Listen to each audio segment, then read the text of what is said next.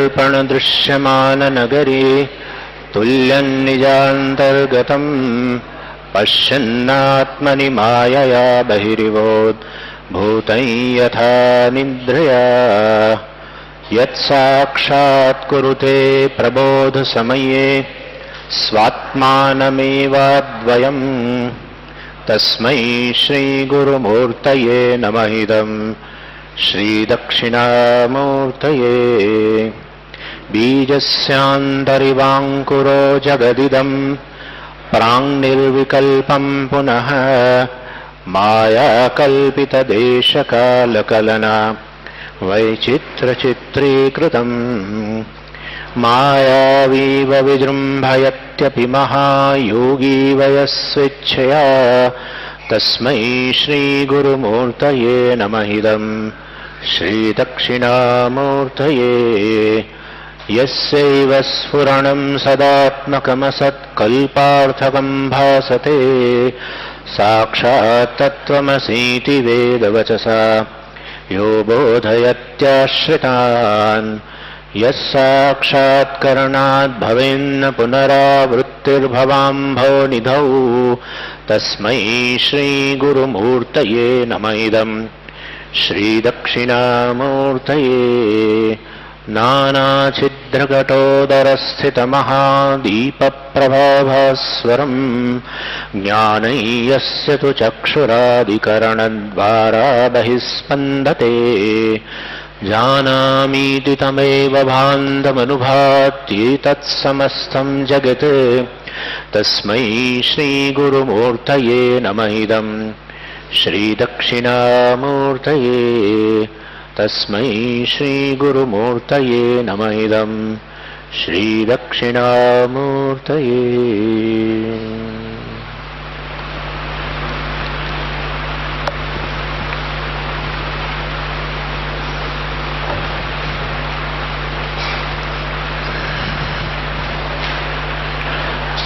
उपनिषद शब्द જે ગ્રંથનું ટાઇટલ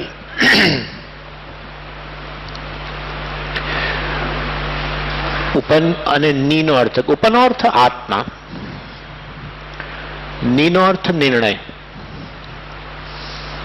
નિર્ણય મારો નહીં, શાસ્ત્રનો નિર્ણય.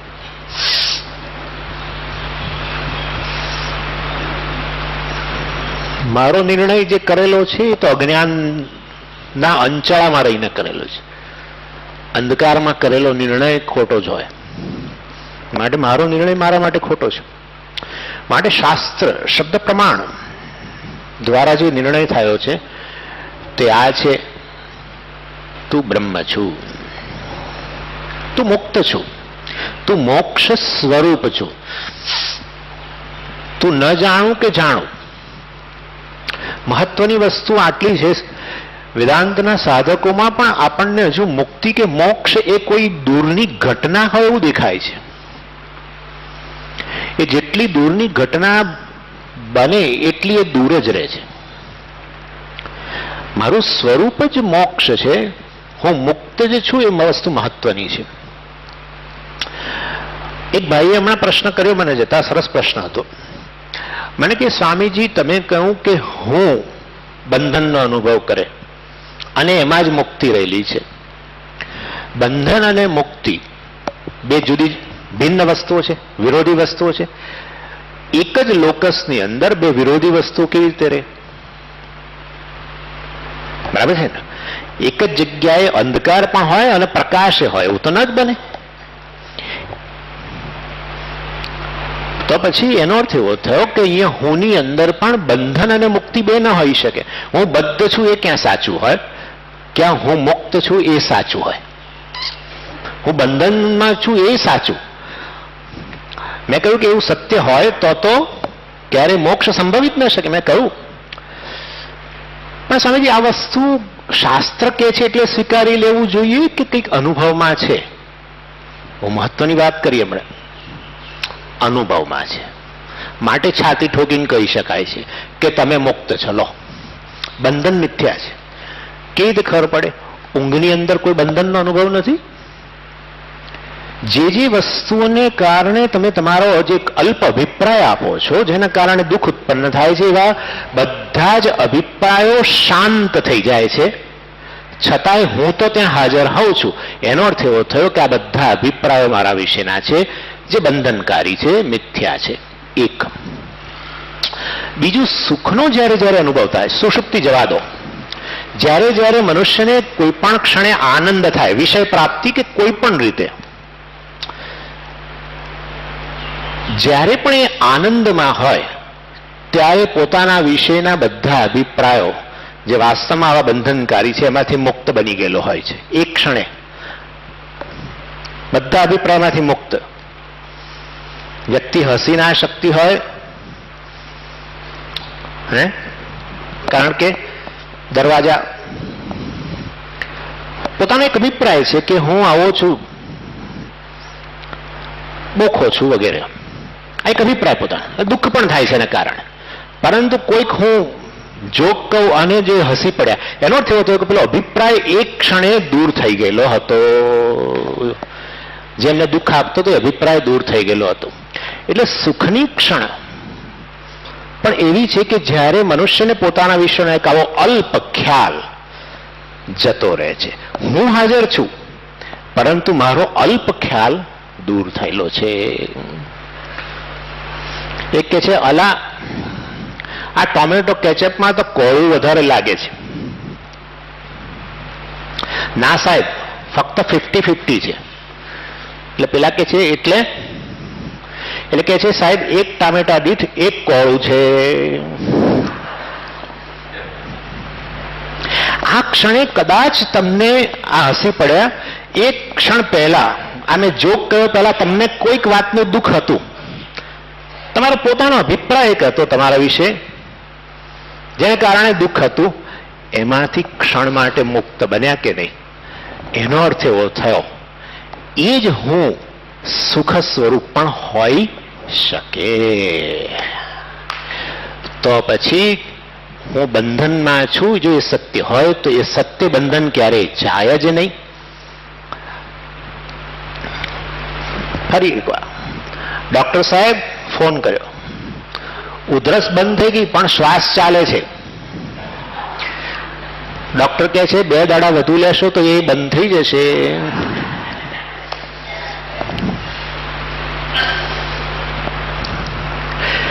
તમારા વિશેના જે અભિપ્રાયો તે તમને આ ક્ષણ પહેલા દુઃખી કરતા હતા, એ બધા અભિપ્રાયો આ સુખની ક્ષણમાં ડ્રોપ થાય છે.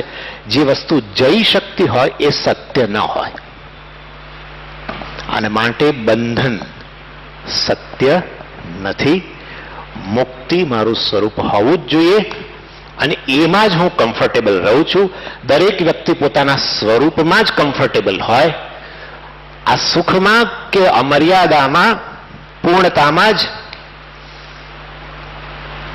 હું કમ્ફર્ટેબલ રહું છું. માટે મારું સ્વરૂપ જરૂર હોવું જોઈએ. અને એ દ્રષ્ટિએ આ મુક્તિની ઉપાય જ્ઞાન એ શક્ય બને છે. ચાલો, હવે મેં વાત કરેલી ઉપનિષદ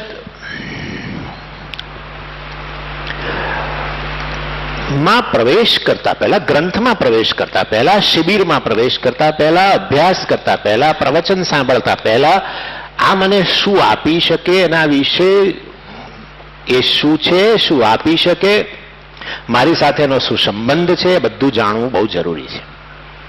જેને અમે કહ્યું અનુબંધ ચતુષ્ટય કહેવામાં આવે છે. બધ્યતે, જેના દ્વારા બંધાય. કોણ બંધાય? વ્યક્તિ. કોની સાથે? ગ્રંથ સાથે. અનુબધ્યતે, અનુ એટલે પશ્ચાત, પાછળથી, અર્થાત આવું જાણ્યા પછી. શું જાણ્યા પછી? આ એનો વિષય શું છે, એનું પ્રયોજન શું છે, ભણવાનું પ્રયોજન શું છે, એનો મારો સંબંધ શું છે, વગેરે.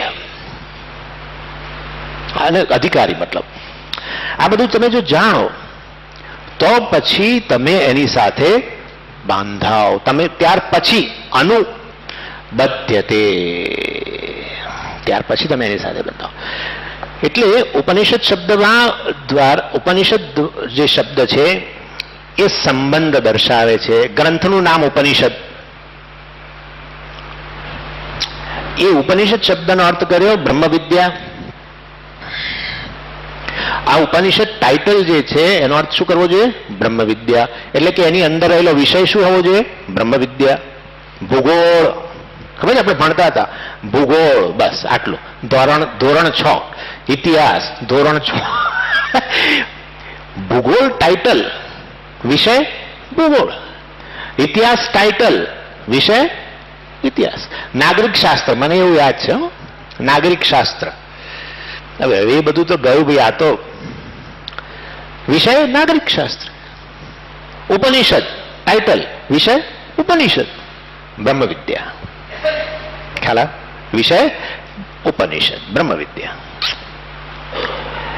આમ ગ્રંથ અને વિષય એમાં એક સંબંધ, જેને પ્રતિપાદક પ્રતિપાદ્ય સંબંધ કહેવામાં આવે છે. ગ્રંથ છે કશાકનું પ્રતિપાદન કરે છે, એસ્ટાબ્લિશ કરે. શેનું પ્રતિપાદન કરે? વિષયનું. આ ગ્રંથ છે શેનું પ્રતિપાદન કરે છે? ઉપનિષદ. વિષય બ્રહ્મ વિદ્યાનું પ્રતિપાદન કરે છે. માટે ગ્રંથ અને વિષય વચ્ચે પ્રતિપાદક પ્રતિપાદ્ય સંબંધ છે. મારે અહીંથી શરૂઆત કરવી પડશે, કારણ કે આપણે બધા ગ્રંથનો અભ્યાસ કરવાનો છે. એટલે પહેલા ગ્રંથને વિષય સાથે જોડો, હવે વિષયને પ્રયોજન સાથે જોડો. મને રસ વિષયમાં નથી. આ સવારના પરમાં ઉઠીને આવીને તમારી બ્રહ્મ વિદ્યા ભણીને મારે શું? કોઈ વ્યક્તિને વિદ્યામાં રસ નથી. ઓનેસ્ટલી, વ્યક્તિને વિદ્યા દ્વારા જે પ્રયોજન સિદ્ધ થાય છે એમાં રસ છે. માટે બીજો સંબંધ છે વિષય અને પ્રયોજન. સાધન સાધ્ય સંબંધ. ગ્રંથ અને વિષય વચ્ચે પ્રતિપાદક પ્રતિપાદ્ય સંબંધ, વિષય અને પ્રયોજન વચ્ચે સાધન સાધ્ય સંબંધ. પ્રયોજન સાધ્ય. વિષય બ્રહ્મ વિદ્યા, પ્રયોજન મોક્ષ. અને માટે ગ્રંથ દ્વારા મને શું પ્રાપ્ત થાય? મોક્ષ. બે સંબંધ, ગ્રંથ વિષય વચ્ચે, વિષય પ્રયોજન વચ્ચે. અને આ રીતે ગ્રંથના અભ્યાસથી મને મોક્ષ પ્રાપ્ત થાય. આવું આપણે બે સંબંધથી બતાવ્યું. ગ્રંથનો વિષય શું છે? તો મેં કહ્યું બ્રહ્મ કે બ્રહ્મ વિદ્યા, અને પ્રયોજન મોક્ષ. એટલે આ રીતે ત્રણ વસ્તુ થઈ ગઈ: વિષય બ્રહ્મ વિદ્યા, પ્રયોજન મુક્તિ, અને સંબંધ પેલા બે પ્રકારના સંબંધ. હવે કોને મોક્ષ જોઈએ છે? મને જોઈએ છે. તો ભાઈ તમારામાં કઈ લાયકાત હોવી જોઈએ ને. હા, બધું તમને તો બહુ જોઈએ. બધું તમે તો મારે કાલે નમોની જગ્યાએ મારે બેસવું છે, પણ એમ કહીએ હા,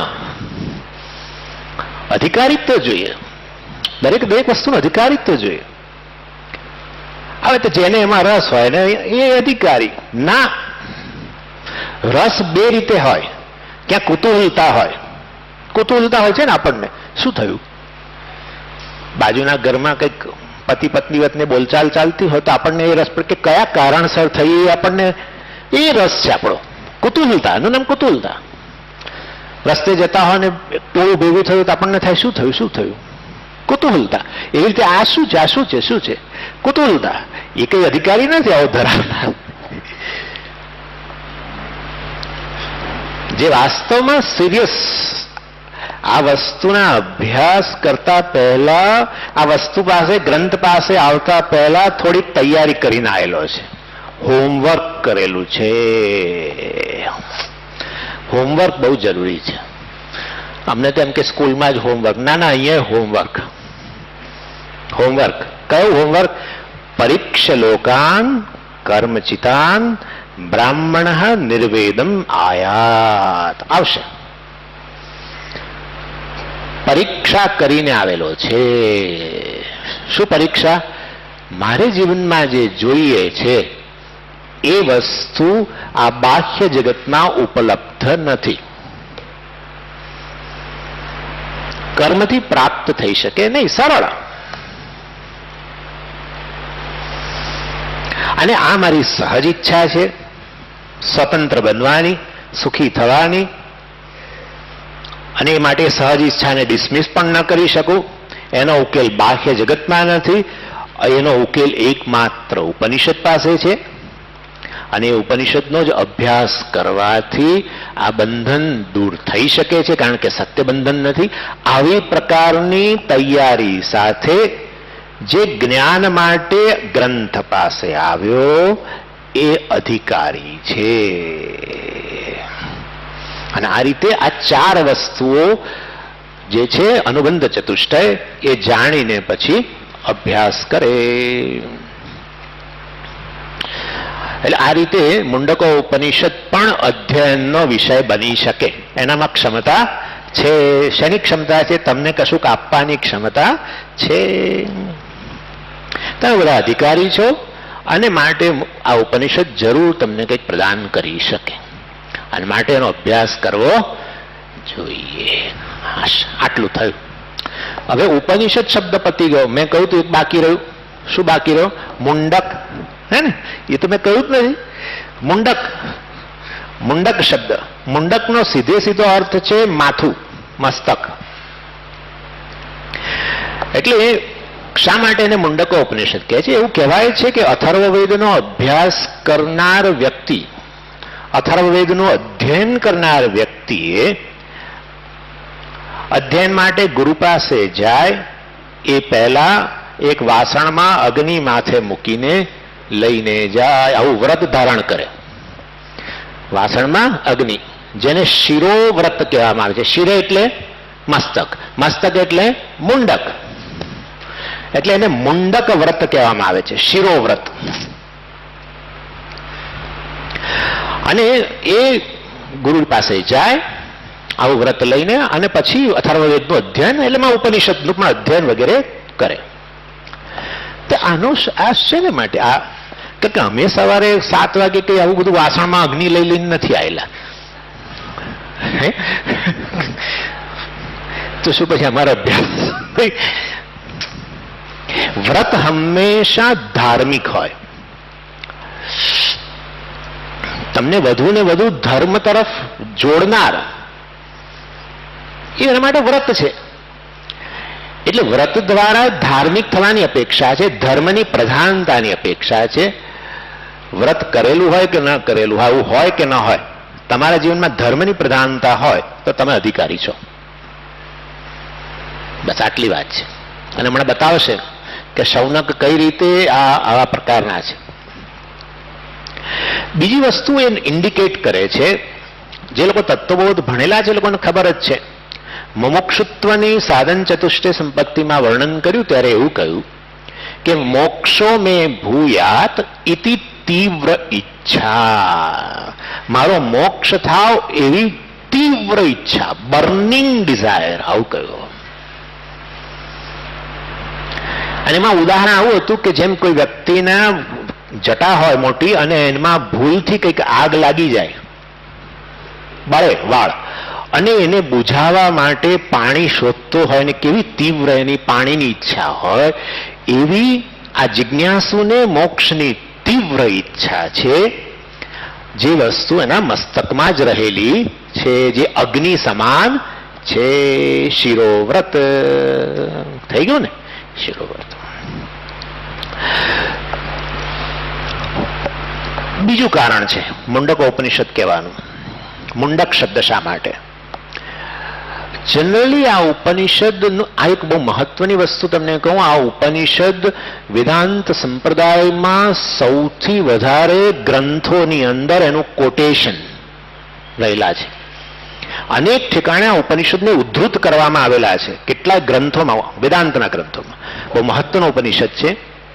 એવું કહેવાય છે કે આ ઉપનિષદ સંન્યાસીઓ દ્વારા જ એનો અભ્યાસ થાય છે. અને એના માટે સંન્યાસીનું લક્ષણ છે મુંડન. અને મુંડન જે છે એમાં જરૂર વાળ તો ના હોય, પરંતુ સાથે સાથે બીજા બધા જે લિંગ જે છે ગૃહસ્થાશ્રમના, ઉપવીત અને બીજા કર્મો બધા, એ બધાનો ત્યાગ પણ થઈ ગયેલો હોય. આવા સંન્યાસીઓ જે મુંડન કરાવેલું છે એ આના અધિકારીઓ છે, એ જ એનો અભ્યાસ કરતા હોય છે. માટે મુંડકો ઉપનિષદ કહ્યું. શા માટે સંન્યાસીએ ભણવું જોઈએ? કેમ કે બીજા બધા નથી કોઈ? એવું છે કે ગૃહસ્થાશ્રમમાં કર્મની પ્રધાનતા છે. બ્રહ્મવિદ્યા વાસ્તવમાં કરતા છે અત્યંત છે, એને વિશેનો ખ્યાલ છે. તો પછી આત્મવાસમાં જ્ઞાન કરવું, એ પ્રાપ્ત કરવું અઘરું છે.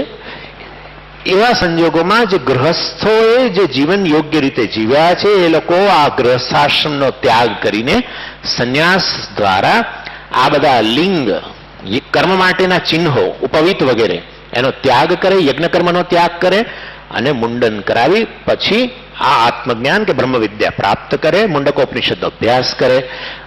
માટે પણ એને મુંડકોપનિષદ કહે છે. તો પછી સ્વામીજી આવતીકાલથી તમે અને ખુરશીઓ, બીજું કોઈ જ નહીં, હે ને? અમારે આવવાની જરૂર જ નથી હવે કાલથી. આજે ભૂલમાં આવી ગયા.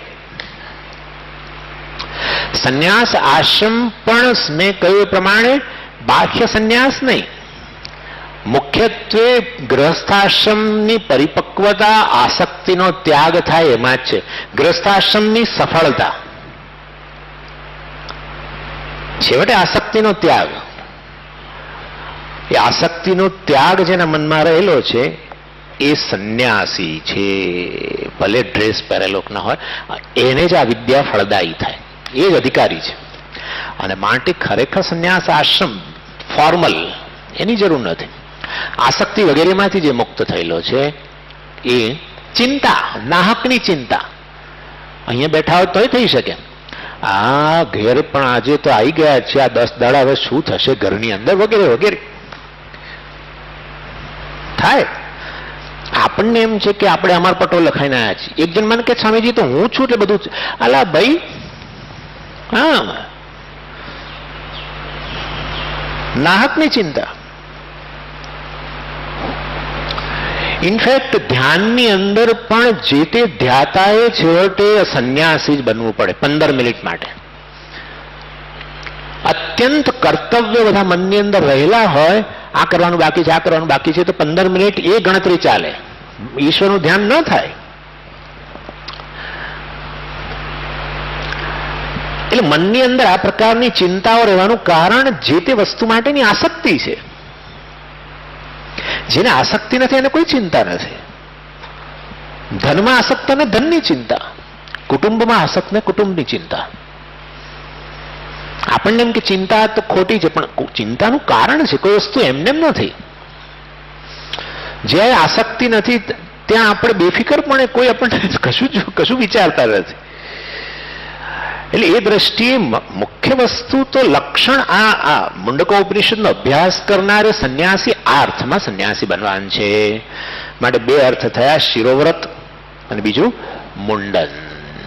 હવે મુંડકોપનિષદમાં રહેલા મુંડકનો આ 2 અર્થ છે. અને ઉપનિષદ શરૂઆત કરે છે આખ્યાયિકાથી, અર્થાત એ બતાવવા માંગે છે, આખ્યાયિકા એટલે કથા, એ કથા દ્વારા બતાવવા માંગે છે કે આ જ્ઞાન કેવી રીતે પ્રાપ્ત કરવું જોઈએ. કારણ કે આ જ્ઞાન પ્રાપ્ત કરવા માટેની કેટલીક પ્રક્રિયાઓ છે.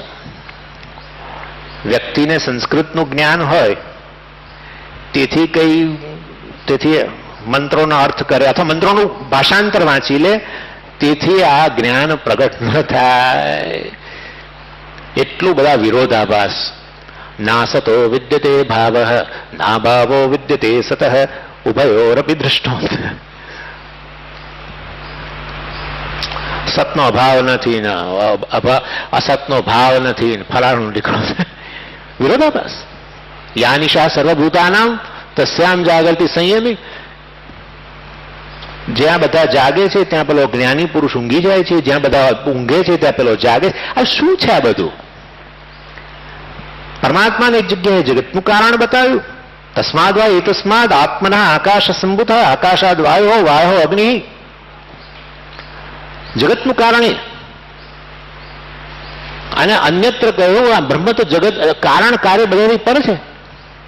અન્યત્ર ધર્માત, અન્યત્ર અધર્માત, અન્યત્ર અસ્માત કૃતાકૃતાત યત્તત પશ્યસી તદ્વદ. આ બ્રહ્મ તો કાર્ય નથી ને કારણ નથી ને.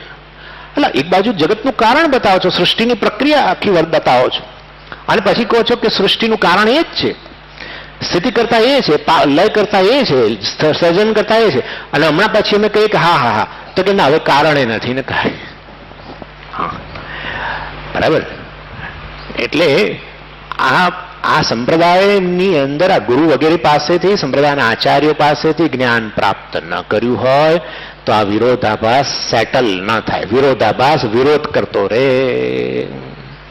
માટે આખ્યાયિકા કથા દ્વારા પહેલા બતાવે છે કે આ જ્ઞાન સંપ્રદાયના આચાર્યો પાસેથી આવ્યું છે. અહીંયા બતાવશે હમણાં કે અંગિરસ ઋષિ જે છે એની પાસે આ શૌનક જાય છે અને બ્રહ્મવિદ્યાની માટે પ્રશ્ન કરે છે વગેરે. એટલે મુંડકોપનિષદની અંદર ગુરુ શિષ્યનો સંવાદ, ગુરુ અંગિરસ અને શિષ્ય શૌનક ઋષિ. અને એ શરૂ કરતા પહેલા બીજા 4 આચાર્યો બતાવી દીધા. બ્રહ્માજી, ઈશ્વર સર્વજ્ઞ, ત્યાંથી આ શરૂઆત થઈ સંપ્રદાયની, આ બ્રહ્મવિદ્યાનું પ્રદાન એમણે સૌથી પોતાના મોટા પુત્ર અથર્વાને કર્યું, અથર્વાએ અંગીરને કર્યું, અંગીરે સત્યવાહને કર્યું, સત્યવાહે અંગિરસને કર્યું, અંગિરસે શૌનકને કર્યું. આ રીતે આખી ગુરુ શિષ્યની પરંપરા સંપ્રદાય બતાવવામાં આવ્યો. હવે અહીંયા શંકરાચાર્યજી એક પ્રશ્ન કરે છે કે આ જે વિદ્યા પ્રદાન કરી ઋષિઓએ, બ્રહ્મ વિદ્યા, એ પોતાનું સર્જન છે કે ખરેખર ઈશ્વરે આપેલું જ્ઞાન છે? આ જે જ્ઞાન છે એ ઋષિઓની પોતાની ઉપજ છે કે ખરેખર ઈશ્વરે આપેલું છે? આમ તો બ્રહ્માજીએ જ્ઞાન પ્રદાન કર્યું દ્વારા સિદ્ધ થઈ જાય છે, પરંતુ છતાંય કદાચ આવો પ્રશ્ન થાય, માટે શંકરાચાર્યજી પ્રશ્ન કરે છે. પોતે પછી જવાબ આપે છે કે ભાઈ કોઈ આ ઉપનિષદ કે બ્રહ્મવિદ્યાનું સર્જન કરેલું નથી, અને જ્ઞાન તો હંમેશા હોય જ છે. આ વેદ તો જે છે, જે જ્ઞાન રાશિ છે, એ તો ઈશ્વરે પ્રગટ કરેલા છે, અને વેદને અંતર્ગત ઉપનિષદ છે. માટે ખરેખર આ જ્ઞાન કોણે આપેલું છે? ઈશ્વરે પ્રદાન કરેલું છે. માટે કોઈની ઉપજ નથી. આ જ્ઞાન આપવામાં આવેલું છે. કોના દ્વારા? ઈશ્વર દ્વારા. અને માત્ર જ્ઞાન નહીં, બધું આપવામાં આવેલું છે. બધું અહીંયા આપવામાં જ આવેલું છે. એક વસ્તુ, શરીર આપવામાં આવેલું, ઇન્દ્રિયો આપવામાં આવેલી, મન આપવામાં આવેલું, બુદ્ધિ આપવામાં આવેલી છે. તમારું સર્જન શું છે? બધું આપવામાં જ આવેલું છે. એક વસ્તુ, જ્ઞાન પ્રાપ્તિની શક્યતા આપવામાં આવેલી છે. જ્ઞાન પ્રાપ્ત કરી શકો એવી બુદ્ધિ, મનુષ્ય બુદ્ધિ આપવામાં આવેલી છે. અર્થાત જ્ઞાન પ્રાપ્ત કરી શકો એવું હોય તો પછી અજ્ઞાન પણ આપવામાં આવેલ છે. બધું અજ્ઞાન કે આપણે સર્જ્યું નથી, અજ્ઞાન લઈને જ જન્મેલા છે.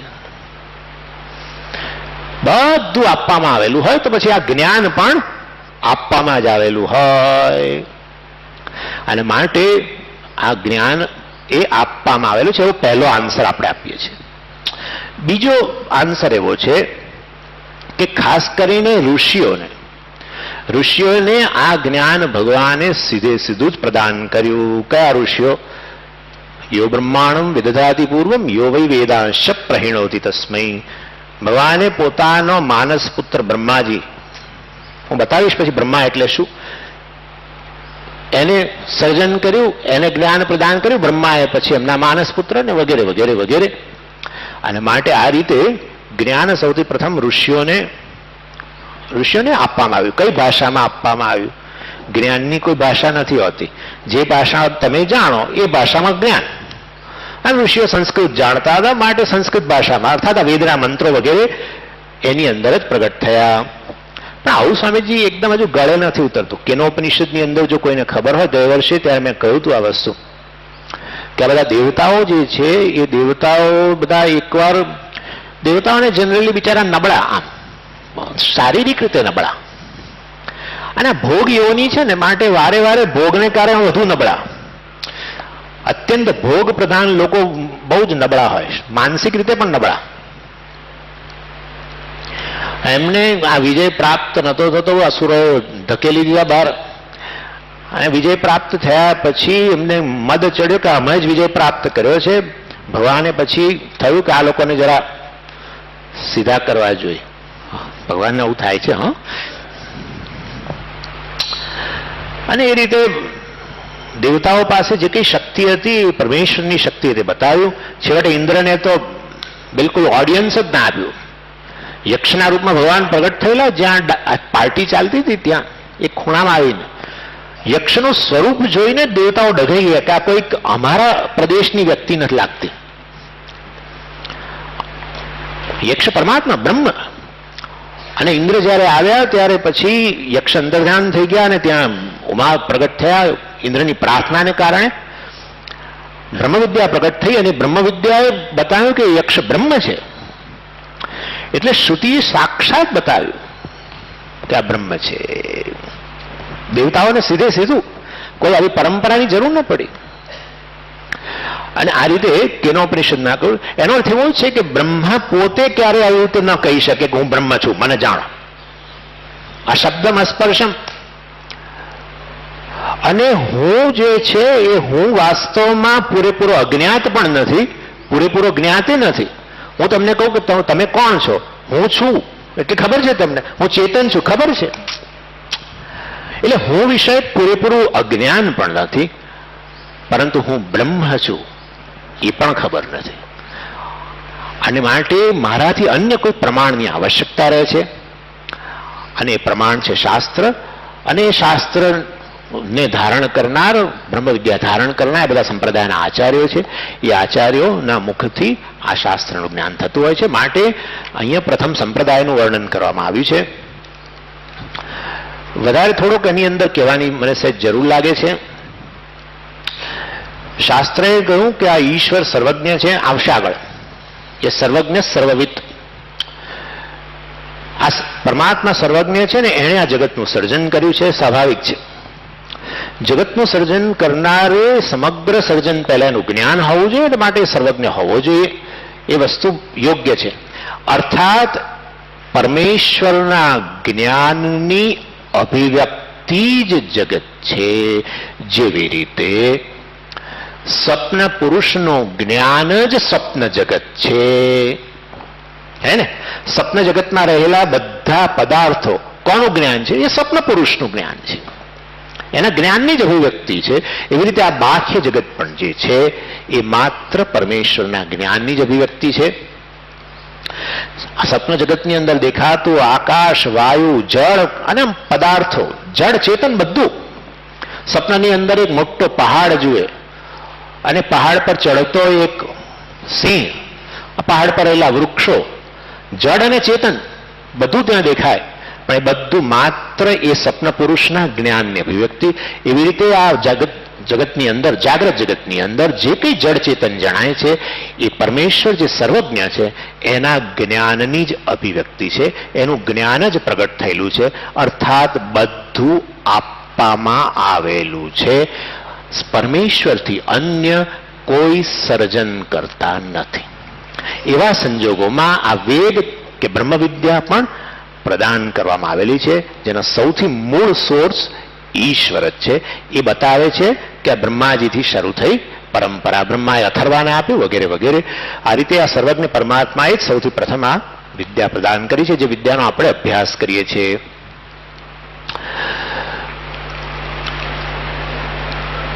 હવે પ્રેયર, પ્રાર્થના, તમે જોશો તો આ ઉપનિષદનો અભ્યાસ કે સામાન્ય રીતે વેદાંતનો અભ્યાસ વગેરે જે થતો હોય છે એની અંદર એની શરૂઆત હંમેશા એક શાંતિ મંત્ર વગેરેથી કરવામાં આવતી હોય છે.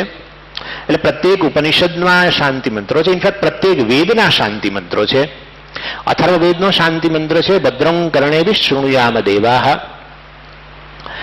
અને આશા માટે, જો કે આ ભારતીય સંસ્કૃતિમાં જ છે આ બધી વસ્તુઓ. આપણે ઘર બનાવતા હોઈએ કે નવી કાર ખરીદીએ કે પછી કંઈ પણ કરીએ, શરૂઆત આપણે પ્રાર્થનાથી કરીએ. કારણ કે આપણને ખ્યાલ છે કે આ કાર્યની સફળતા માટે આપણે પ્રાર્થના અત્યંત મહત્વની છે, જેના દ્વારા અવરોધો દૂર થઈ શકે. અને તેથી અહીંયા પણ આ ઉપનિષદમાં પણ પ્રાર્થના રહેલી છે. કોઈ પણ કાર્યની સફળતામાં જનરલી 3 વસ્તુ હોય છે: પ્રયત્ન, કાળ અને દૈવ. યોગ્ય માત્રામાં પ્રયત્ન તમે કરો, યોગ્ય કાળ સુધી પ્રયત્ન કરો, બંનેની જરૂર છે. પણ છતાંય વસ્તુ ફેલ જાય, હે ને? એટલે એનો અર્થ એવો થયો કે આ બે વસ્તુ આપણા હાથમાં છે, પ્રયત્ન અને કાળ, પુરુષાર્થ અને કાળ. યોગ્ય કાળ સુધી કરવો એ પણ આપણા હાથમાં છે, યોગ્ય માત્રામાં પુરુષાર્થ કરવો, પ્રયત્ન કરવો એ પણ આપણા હાથમાં છે. પણ આ ત્રીજો ફેક્ટર એવો છે જેને દુનિયાની અંદર ચાન્સ કહેવામાં આવે છે, નસીબ કહેવામાં આવે છે, પ્રારબ્ધ કહેવામાં આવે છે.